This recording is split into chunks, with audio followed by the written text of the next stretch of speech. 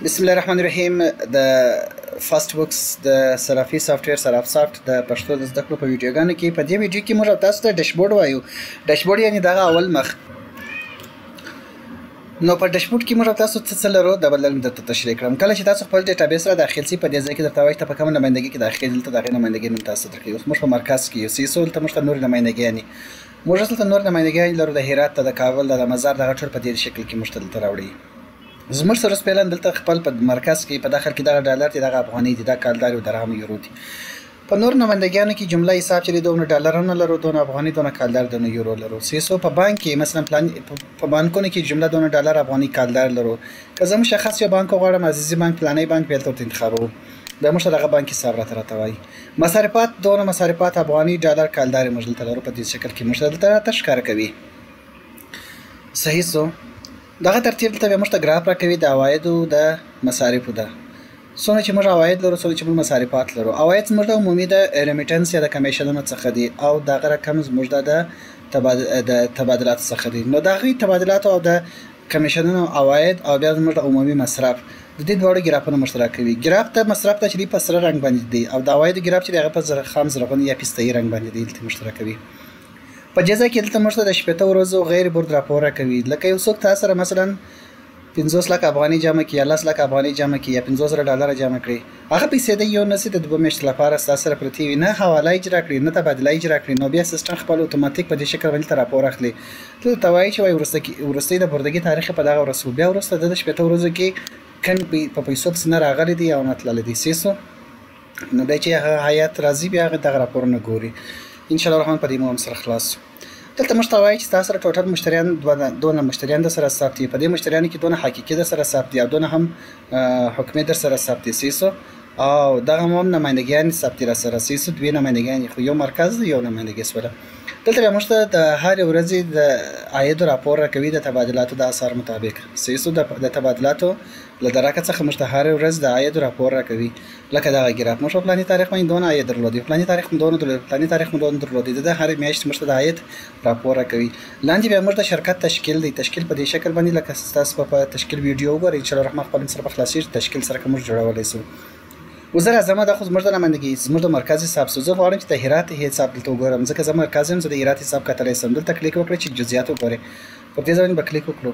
وزه هرات ته داخل سلم. نو د هرات داخل چې دی د هغه نظر څخه د هغه خپل داخل دون اندازه دی او د نور نمایندګان داخل به دون اندازه دی. کچیر د صلاحیت دی ولري چې نور نمایندګان داخل وګورو نو به د کولای سکنی په دې حالت کې نسکتلای. په هرات کې نه بیا زموږ سره مشتریان نه چې صرف یوازې یو حقيقي مشتری لرو.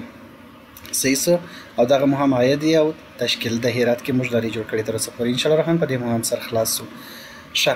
تر ټولو اساسي او مهمه خبره څه ده زموږ او تاسو لپاره په ډیټابیس کې دغه بخش دی. کله چې موږ تاسو ډیټابیس باندې د ورځې په پای کې د 3 بجو څخه وروسته موږ تاسو باید ورستي نرخونه دلته موږ ثبت کړو خپل ورستي نرخونه. یعنی زموږ تر څو موږ د ورځې ګټو مفاد تاوان راته سنجش کړی سیستم. پرنځ ما سره مایه 3 میلیون او نن 3.1 میلیون ده نه. نو دا تفاوت خو نن خامخا راغلی. ویل فرض نن ورستي نرخونه چې دی هغه مثلا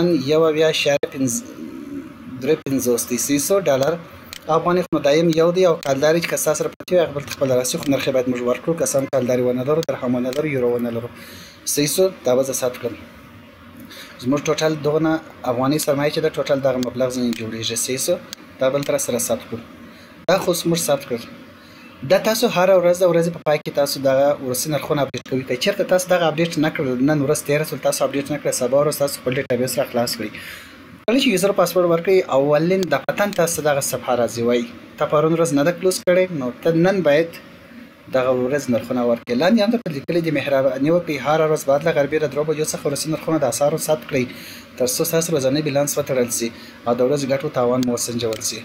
یعنی تاسو باید کچیرې تاسو نن ثبت نه کړئ اوس پیلن نن 15 بجې دی اوس پیلن د مازګر کچیرې زه دغه ورځ کلوز نه کړم او زه سبا سهار د 2 بجې یا 9 بجې یا 10 بجې خپل ډیټابیس را خلاص کړم او اول بل ته ما سبشتنه کې ټیپ لا پرون ورځې بیلانس کلوز کړه پرون ورځې ورستي نرخونه ثبت کړل سیسو.